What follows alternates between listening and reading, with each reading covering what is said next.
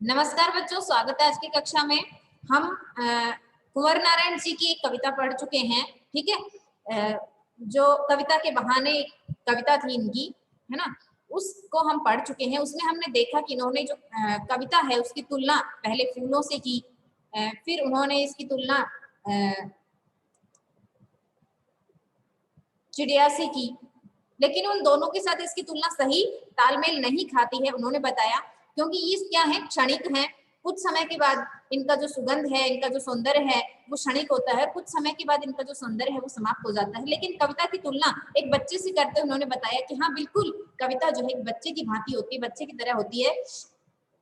कविता जो होती है वो सभी भेदभावों को भुला करके, धर्म, जाति, लिंग सभी को भुला करके और क्या करती है, सभी को एक वसुधैव कुटुंबकम में के भाव में से भरपूर कर देती है, बांध देती है। ठीक है, और देश विदेश तक ये पूरी पृथ्वी के ऊपर हर जगह पर ये जाती है।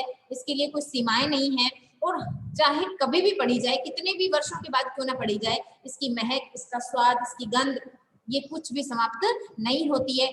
हर बार जब भी कोई इसको पढ़ेगा, हर बार उसका उतना ही आनंद उसको प्राप्त होगा। ठीक है, तो अब हम कुंवर नारायण जी की अगली कविता बात सीधी थी पर इसको पढ़ने वाला है। यहाँ पर जो पर है ना, ये एक प्रश्नवाचक चिन्ह को प्रस्तुत करता है कि बात बहुत सीधी थी, लेकिन हुआ क्या, क्या हुआ। पर आगे हुआ क्या, बात सीधी थी लेकिन फिर भी समझ में नहीं आई। लेकिन क्यों नहीं आई, उसके क्या कारण थे, ये हम बताना चाहते हैं यहाँ पर इसके माध्यम से। ठीक है, तो उनका ये मानना है कि कोई भी वो स्वयं भी अपनी कविताएं बहुत ही सरल भाषा में लिखते हैं, और सरल भाषा की इन कविताओं में वो उनका ये मानना है कि किसी प्रकार का जो अलंकारिक, चमत्कारिक शब्दों का प्रयोग करके, अनावश्यक क्लिष्ट शब्दों का प्रयोग करके, कठिन शब्दों का प्रयोग करके, और हमें पाठक को जो है उस कविता में क्लिष्टता नहीं लानी चाहिए, ताकि पाठक उस कविता को आसान शब्द रखने चाहिए, ताकि पाठक उस कविता को बहुत ही आसानी से समझ सके। ठीक है, पढ़ सके, समझ सके और उसका अर्थ ग्रहण कर सके। ये जो है बात सीधी थी पर एक बार भाषा के चक्कर में जरा टेढ़ी फंस। बच्चों, कवि जो रचनाकार होता है वो जब कोई बात विषय लेकर के, पहले हम विषय लेंगे तभी तो हम उस पर कुछ लिखेंगे। जैसे कि मैं अगर आपको कहूँ कि बेटा आप ये कविता लिखो, तो आप कहेंगे मैम किस पे लिखें, आप हमें विषय दे दो तो हमें लिखने में आसानी रहेगी। तो जैसे मैंने आपको विषय दे दिया कि बेटा चलो आप जो है पतंग पर कविता लिखो, या फिर आप जो है झूले पर कविता लिखो, आप श्रावण पर कविता लिखो, आप बारिश पर कविता लिखो, ये विषय हो जाएंगे। तो जब हम कोई विषय लेकर के चलते हैं तो हम उस विषय के माध्यम से अपने मन के विचार जो है वो बताना चाहते हैं। और अगर हमने पहले विषय भी चयन कर लिया और मन के विचारों को भी हम ले आए, लेकिन हमने भाषा को इतनी कठिन चुन ली, या उस बात को कहने का ढंग जो है वो इतना कठिन ले लिया, तो क्या होगा, तो होगा ये कि बात जो है वो भाषा के चक्कर में उलझ जाएगी, और जो हम कहना चाहते हैं, जो हमारा निहितार्थ है, जो हम संप्रेषण करना चाहते हैं कविता के माध्यम से, वो लोगों तक नहीं पहुंच पाएगी। बच्चों, कई बार आपने इसमें जो इसका काव्य सौंदर्य होता है, तो उसमें आपने कई बार शब्द पढ़ा हो, ये एक शब्द पढ़ा होगा, भाषा संप्रेषण है, संप्रेषणीय है। संप्रेषणीय मतलब प्रेषण मतलब भेजना, और संप्रेषणीय मतलब जो हम पहुंचाना चाहते हैं वो लोगों तक पहुंच जाता है, ऐसी। ठीक है, तो वो होती है भाषा की संप्रेषणीयता। ठीक है, तो जब हम अच्छी, सरल और ऐसी भाषा काम में लेते हैं जो अधिकतर जन सामान्य के द्वारा समझी और बोली जाती है, तो हम जो कहना चाहते हैं वो बात लोगों तक बहुत ही आसानी से पहुंच जाती है। तो यहाँ पर कवि कह रहे हैं कि बात सीधी थी, कि मैं जो कहना चाहता था वो बात बहुत ही सरल, आसान और सीधी सी थी, लेकिन एक बार भाषा के चक्कर में जरा टेढ़ी फंस गई। अर्थात मैंने उस बात को बताने के लिए जिस क्लिष्ट भाषा का प्रयोग किया, जिस कठिन भाषा का प्रयोग किया, उस क्लिष्ट भाषा की वजह से, उस भाषा की कठिनता की वजह से वो जरा टेढ़ी हो गई, अर्थात आसानी से समझ में नहीं आई। उसे पाने की कोशिश में, किसे पाने की कोशिश में, भाषा को पाने की कोशिश में। किसे पाना है यहाँ पर कवि को, भाषा को। नहीं, बात को, जो बात कवि कहना चाहता है उस बात को पाने की कोशिश में कवि ने क्या किया, भाषा को उल्टा पलटा, तोड़ा मरोड़ा, घुमाया फिराया कि बात या तो बने या तो भाषा से बाहर आए। समझने का प्रयास कीजिए। पहले कवि ने क्या बता दिया कि बात सीधी थी लेकिन आसान नहीं रही। क्यों नहीं रही? समझ में नहीं आई बात। क्यों नहीं आई? क्योंकि वो भाषा के चक्कर में फंस गई। बात इसलिए समझ में नहीं आई क्योंकि ऐसी क्लिष्ट भाषा का प्रयोग किया जिसकी वजह से बात जो है वो भाषा में ही अटक करके रह गई, उस भाषा के चमत्कारिक प्रयोग में ही अटक करके रह गई। उसे पाने की कोशिश में भाषा को उल्टा पलटा, उस बात को पाने की कोशिश में फिर कवि को ऐसा लगा कि भैया अपनी बात तो समझ में ही नहीं आ रही है, उसने कविता बना दी। फिर उसको लगा कि अपनी बात तो समझ में ही नहीं आ रही है, तो उसने क्या किया, उस बात को लोगों तक पहुंचाने की कोशिश में या उस बात को पाने की कोशिश में कवि ने भाषा को फिर खूब उलटने पलटने, तोड़ने मरोड़ने, घुमाने फिराने की खूब कोशिश की। अब पहले यहाँ पर क्या समझेंगे, इसमें बहुत ही नए नए तरीके से, नए नए बिंबों से, नए नए प्रतीकों से बात को समझाने का प्रयास किया गया है। मैं आपको एक थोड़ी सी बात बताती हूँ। जैसे मान लो ऐसी कोई मशीन है या ऐसी कोई चीज है, दीदी की है, पापा की है, मम्मी की है, आपको पता ही नहीं है कि ये क्या होता है, इसमें कैसे क्या खुलता है, क्या नहीं करता है, और आपने उसको छेड़ा बगैर पूछे और उसको आपने खोलने की, छेड़ने की या देखने की कोशिश की, और फिर आप देखेंगे या तो उसका ढक्कन खुल गया तो बंद नहीं हो रहा, या फिर उसमें कुछ ऐसा हो गया। अब आप खूब प्रयास कर रहे हैं, हिला रहे हैं, घुमा रहे हैं, फिरा रहे हैं, तोड़ रहे हैं, मोड़ रहे हैं, तरोड़ रहे हैं, कुछ भी कर रहे हैं, लेकिन वो आपसे हो ही नहीं रहा। समझ में आया? तो वो यहाँ पर जो है जिस प्रकार से उस चीज के ज्ञान के अभाव में, उसके बारे में आपको पता नहीं है, इस वजह से आप उसका या तो नुकसान कर बैठेंगे, फिर आप यही सोचेंगे कि या तो ये ढक्कन बंद हो जाए या तो ये सही हो जाए या कुछ भी हो जाए, एक बार मैं इसको वापस बॉक्स में डाल करके रख दूं ताकि मम्मी को पता नहीं चले। लेकिन वो ऐसा नहीं हो पाता है। तो वैसे ही कोशिश कवि यहाँ पर कर रहा है। उसने भाषा के लिए जो है बात के लिए कुछ ऐसी भाषा का प्रयोग तो कर दिया, उसको छेड़ तो दिया, मतलब उसको ऐसी भाषा में बना दिया उस कविता को, लेकिन अब उन्होंने देखा कि उस कविता से कोई अर्थ प्रकट नहीं हो रहा है। तब उन्होंने क्या किया कि उस बात को निकालने के लिए कविता में से जो वो कहना चाहते थे, उस बात को लोगों तक पहुंचाने के लिए उन्होंने और थोड़ा सा प्रयास किया कि मैं थोड़ा सा शब्दों को इधर उधर करूंगा, भाषा को थोड़ा सा बदलाव करूंगा, तो शायद मेरी बात फिर से आ जाए कि बात या तो बने, कि या तो मेरी बात बन जाए कि भाई इसी से काम चल जाए, और या फिर भाषा से बाहर आ जाए, या फिर ऐसा हो कि भाषा अलग रह जाए और मेरी बात बाहर आ जाए अलग से, जिससे भाषा के चक्कर में फंसी हुई इस बात को बाहर निकाल करके लोगों तक पहुंचाया जा सके। लेकिन हुआ क्या, अब आपसे अभी तक तो उसको ढक्कन खोलने या बंद करने में दिक्कत आ रही थी, अब आपने उसको छेड़ा छेड़ी करी, हुआ क्या, उसके कुछ और भी समस्या हो गई, उसकी लाइट जल गई या फिर उसका कोई दूसरी चीज उसकी निकल गई। अब एक और समस्या खड़ी होगी ज्यादा हिलाने डुलाने छेड़ने से। तो कवि के साथ भी ऐसा ही हुआ। लेकिन इससे क्या हुआ, जो घुमाया फिराया ना उन्होंने, तोड़ने मरोड़ने की कोशिश की, शब्दों को यहाँ वहां करने की, तो उससे क्या हुआ, भाषा के साथ साथ बात और भी पेचीदा हो गई। पेचीदा मतलब मुश्किल, कठिन। यहाँ पर पेचीदा को क्या बताया है, कठिन बताया है, पेच से पेचीदा बना है। ठीक है, जैसे पेच जो होता है ना, पेच वो कील की बजाय ज्यादा मजबूत होता है, ताकतवर होता है। ठीक है, तो यहाँ पर अभी तक तो सिर्फ क्या हो रहा था, भाषा ही मुश्किल थी, लेकिन अब ऐसा लगने लगा जैसे बात भी और मुश्किल होती चली गई, और भी पेचीदा हो गई, और भी मुश्किल हो गई। अब बात को जो थोड़ी बहुत समझ में आ रही थी वो भी नहीं आ रही। और फिर आपके साथ क्या होता है, जैसे उस सामान के लिए आपके साथ क्या होता है, फिर आपका धैर्य समाप्त हो जाता है। आप खूब धीरे धीरे, पहले तो शुरुआत में तो खूब प्रयास करते हैं, लेकिन फिर जब आपसे नहीं होता तो आपका धैर्य समाप्त हो जाता है, और फिर आप उसको जोर जोर से ऐसा ऐसा कुछ करने लग जाते हैं, जिसकी वजह से वो और बिगड़ता चला जाता है। तो सारी मुश्किल को धैर्य से समझे बिना मैं पेज को खोलने की बजाय बेतरह उसको कसता चला गया।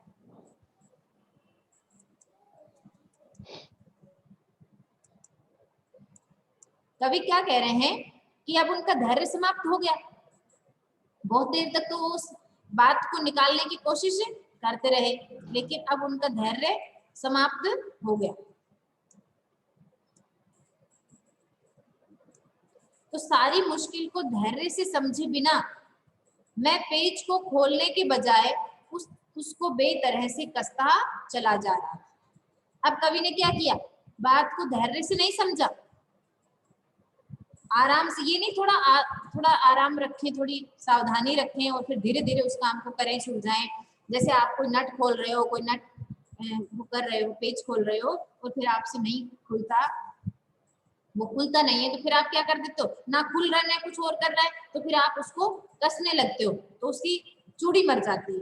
उसके अंदर जो चूड़ियां बनी हुई होती है, रिंग्स बने हुए होते हैं, उसमें से अगर एक चूड़ी टूट जाती है, अपने जगह छोड़ देती है, तो वो उस पर कसा नहीं जाता है। ठीक है, फिर हम क्या करते हैं, उसको बेतरह से कसने की वजह से उसकी चूड़ी मर जाती है, और इस वजह से क्या होता है, चूड़ी मर जाती है तो उसकी कसावट समाप्त हो जाती है, फिर वो कसा भी नहीं जाता अच्छे से, फिर हम उसको कील की तरह ठोक देते हैं उस पेज को। तो वैसे यहाँ पर बताया है कि जब कविता उनको समझ में नहीं आई तो उन्होंने क्या किया, उस कविता में से बात को निकालने के लिए उन्होंने उस परेशानी को धैर्य से समझे बिना, अर्थात उस परेशानी का हल आराम से निकाले बगैर मैं पेज को खोलने के बजाय उसे बेतरह कसता चला गया। उसको धैर्य से नहीं खोला, उसको सुलझाया नहीं, बल्कि क्या करता चला गया, उसको बेतरह, मतलब बेतरह से मतलब क्या है, सही तरीके से न करना, किसी कार्य को सही तरीके से न करना बेतरह होता है। तो जो पेज को कसने वाला जो काम है, अगर हम उसको सही लिमिट तक नहीं कसेंगे या सही तरीके से नहीं कसेंगे तो उसकी चूड़ी मर जाएगी। तो मैं उस पेज को बेतरह कसता चला गया, अर्थात उस भाषा को, उस कविता को ऐसे ही उलटता पुलटता चला गया, कैसे भी बनाता चला गया उसको। क्योंकि इस करतब पर मुझे साफ सुनाई दे रही थी तमाशबीनों की शाबाशी और वाहवाही। बेटा थोड़ा सा यहाँ पर समझना होगा, मैं आपको पहले समझा दूं कि क्या होता है। आपने देखा होगा कि बहुत सारे कवियों को आपने सुना भी होगा और सुनना भी चाहिए।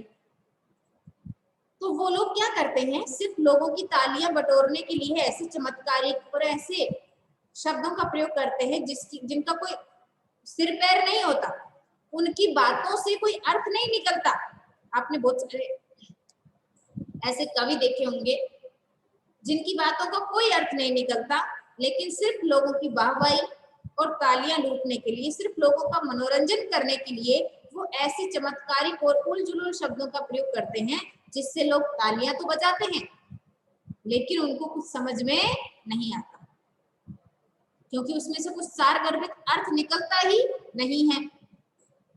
ठीक है, तो यहाँ पर कुंवर नारायण जी ने ऐसे कवियों के ऊपर एक व्यंग कहा है, एक ताना कसा है। उन्होंने कहा है कि लोगों को खुश करने के लिए जो कविता रचना की जाती है, उसके लिए जो अनावश्यक शब्दों को तोड़ा मरोड़ा जाता है, बहुत ही आकर्षक भाषा शैली और अलंकारिक तरीके से उस कविता को बनाया जाता है, उससे क्या होता है, वो कविता सिर्फ सुंदर तो दिखती है, आकर्षक तो दिखती है, लोगों को रिझाती तो है, मगर उस कविता में कोई सारगर्भित अर्थ नहीं रह जाता है। ठीक है, तो इसी प्रकार से इसमें बताया है कि कवि कहते हैं कि मैं उस पेज को बेतरह से कसता चला जा रहा था, क्योंकि इस करतब पर मुझे साफ सुनाई दे रही थी तमाशबीनों की शाबाशी और वाह। तमाशबीन, क्योंकि अगर आपकी कविता सारगर्भित होगी तो आपकी कविता को विद्वत समाज के द्वारा सराहा जाएगा, विद्वान लोगों के द्वारा सुना जाएगा। लेकिन अगर सिर्फ और सिर्फ अलंकारिक होगी, चमत्कारिक होगी, मनोरंजक होगी, तो सिर्फ तमाशा देखने वाले लोगों के द्वारा, तमाशबीनों के द्वारा, जो सिर्फ उनका उद्देश्य, जिनका सिर्फ क्या होता है, तमाशा देखना, तो सिर्फ उन लोगों के द्वारा आपकी कविता को देखी जाएगी और वो आपको शाबाशी और वाहवाही देते रहेंगे, है ना। अब और मैं थोड़ा सा इसको बताती हूँ समझाने के लिए आपको। आपने कई बार देखा होगा कि जैसे एक कॉमेडियन होता है ना, तो वो गिरता है, पड़ता है, उलझुल हरकतें करता है, क्योंकि उससे उसको शाबाशियां सुनाई दे रही हैं, तमाशबीनों की ठाके सुनाई दे रहे हैं, वाहवाही सुनाई दे रही है, लेकिन क्या एक जो कॉमेडियन है क्या वो एक हीरो का रोल कर सकता है या एक हीरो का स्थान ले सकता है? नहीं ले सकता। उसी प्रकार से जो इस तरह की काव्य रचना होती है, इस तरह की कविता रचना होती है, वो सिर्फ एक कॉमेडियन के रूप में जानी जाती है, पहचानी जाती है, या उसका आनंद लिया जाता है, उसका कोई सार गर्भित अर्थ नहीं निकलता। इसलिए आजकल की उन कवियों की ओर उनका संदेश है, या वो कहना चाहते हैं कि आप लोगों को जो कविता कर्म है उसको सिर्फ लोगों को प्रसन्न करने के लिए, या लोगों को ऐसे कविताएं अच्छी लगती हैं, या लोगों का इस तरीके से मनोरंजन होता है, ऐसा सोच करके उसको चमत्कारिक और अलंकारिक बनाने का प्रयास नहीं करना चाहिए, बल्कि आप जो कहना चाहते हैं लोगों तक, आप जो सब पहुंचाना चाहते हैं उसको साधारण और सरल भाषा में कहिए, क्योंकि साहित्य का उद्देश्य क्या होता है? लोगों को समाज का सही वास्तविकता से अवगत करवाना।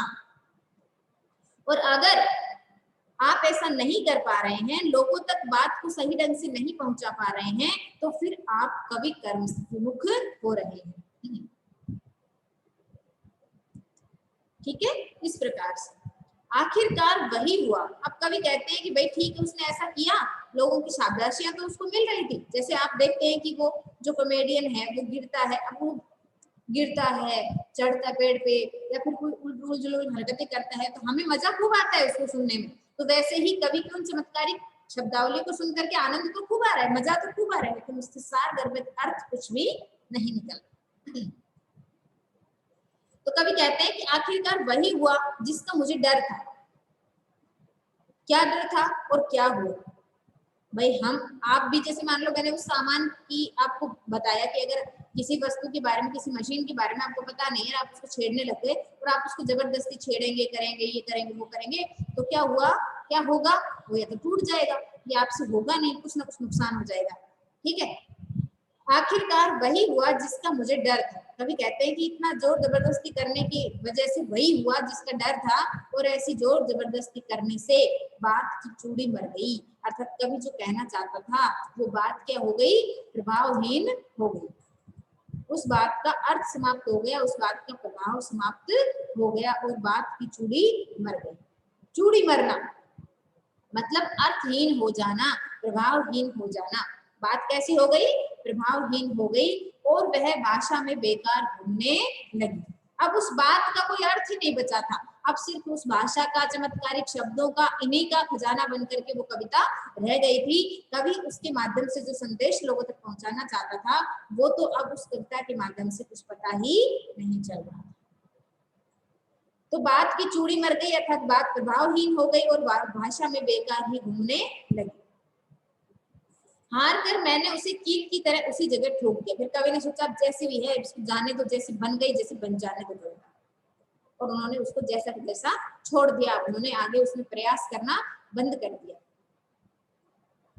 ठीक है, तो उन्होंने उसको वही कील की तरह ठोक दिया। देखो आप पूछना, आप देखना, आपको पता भी होगा कि कील तो क्या होती है, उसके अंदर पेच नहीं, मतलब उसके अंदर रिंग्स नहीं होती है, उसके अंदर चूड़ियां नहीं होती हैं। इसकी वजह से जो कील होती है ना, वो तो लूज हो जाती है कुछ समय के बाद। इसलिए अगर किसी चीज में आपको अच्छी कसावट रखनी है बना करके, उसको ज्यादा लंबे समय तक मजबूती बना करके रखना है, तो उसमें पेच लगाए जाते हैं, क्योंकि कील एकदम प्लेन होने की वजह से जल्द से निकल जाते हैं लूज होकर के। लेकिन पेज में चूड़ियां होती हैं, तो वो चूड़ियां क्या करती हैं? अच्छी कसावट का काम करती हैं। ठीक है, और जो पेज जो है उसको अगर आप कील की तरह ठोक देंगे, तो उस पेज का जो काम था वो तो समाप्त हो गया, उसकी कसावट तो समाप्त हो गई। ठीक है, उसी प्रकार से कविता में, कविता के लिए क्या आएगा इसमें? हार कर मैंने उसे कील की तरह उसी जगह ठोक दिया। मतलब उन्होंने कविता को जस का तस रहने दिया। अब उसमें उन्होंने जो भी सुधार करना चाहते थे वो सब करना बंद कर दिया।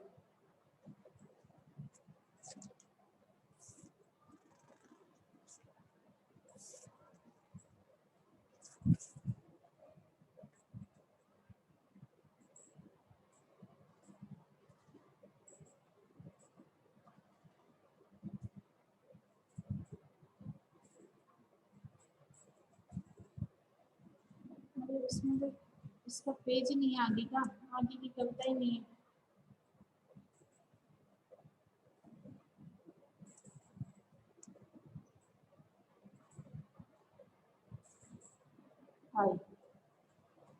हाँ, तो कवि कहते हैं कि मैंने उसे कील की तरह ठोक दिया। अब क्या हुआ, ऊपर से तो ठीक ठाक दिखाई दे रही है, लेकिन अंदर से न तो उसमें कसाव था और न ही ताकत। वो कविता ऊपर से तो ठीक ठाक दिखाई देती है क्योंकि उसमें इतने सुंदर सुंदर अलंकारिक शब्दों का प्रयोग किया गया है, अलंकारिक भाषा का प्रयोग किया गया है, तो बाहर से देखने में तो कविता कैसी लग रही है, बहुत अच्छी लग रही है, बहुत सुंदर लग रही है, लेकिन न तो उसमें कसावट दिखाई देती है, कसावट नहीं बची उसमें। कसावट समझते हो ना, मजबूती, बात की मजबूती उसमें नहीं बची और न ही उसमें ताकत बची।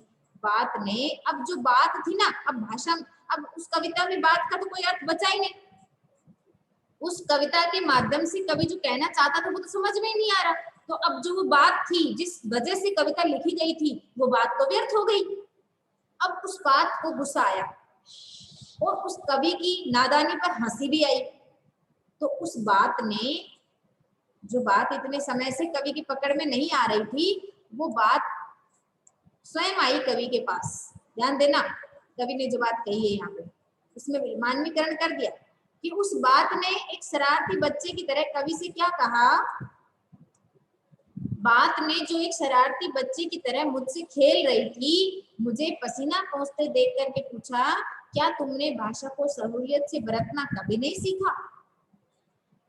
अर्थात जब कोई बच्चा नादानी करता है, जब उसको काम अच्छे से नहीं करता है, तो मम्मी पापा क्या कहते हैं, तुमने ये काम करना भी नहीं सीखा है ना, तुझे रोटी बनाना भी नहीं आता या तुझे ये भी नहीं आता। तो वो क्यों कहते हैं ये बात, क्योंकि तेरे को इतना सरल काम भी नहीं आता और तू रोटी बनाने चल दी है ना। तो इस प्रकार से एक कवि का कर्म क्या है, कविताओं के बारे में, लेखन के बारे में सारी जानकारी रखे और उसी के हिसाब से अपनी कविता रचना करे। उसको पता होना चाहिए कि मुझे किस बात को कहने में कैसी भाषा शैली, कैसे अलंकार छंद आदि का प्रयोग करना चाहिए, उसी हिसाब से उसको कविता रचना करनी चाहिए। तो अब वो बात जो बेकार घूमने लग गई, अब इधर उधर वो बात आई कवि के पास और उस बात को किसके समान बताया है, एक शरारती नटखट बच्चे की तरह बताया है जो कवि की पकड़ में नहीं आ रहा है, कवि के साथ खेल रहा है, लुका छिपी खेल रहा है, पकड़म पकड़ाई खेल रहा है, लेकिन कवि के पकड़ में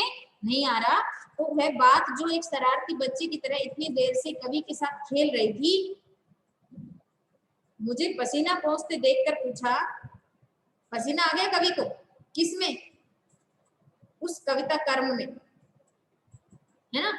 जब उनकी बात स्पष्ट रूप से सामने नहीं आ रही थी तो उस बात को लाने के चक्कर में उनको पसीना आ गया, लेकिन बात स्पष्ट नहीं हुई। तो कवि को थका हारा पसीना पोंछते हुए देख करके उस बात ने कवि का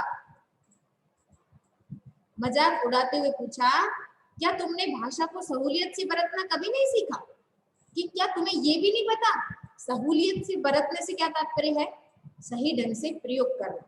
क्या तुम्हें पता नहीं है कि भाषा का सही ढंग से कैसे प्रयोग किया जाता है, क्या तुम्हें इतना भी नहीं पता, तुम कैसे कवि हो, है ना। क्या पूछना चाह रही है, क्या कहना चाह रही हो कि तुम कैसे कवि हो, तुमने बात को सही ढंग से, बात को कहने के लिए सही भाषा का प्रयोग करना भी नहीं सीखा, अर्थात तुम्हें इतना भी नहीं पता कि कहाँ कब और कैसे किस भाषा का प्रयोग करना चाहिए।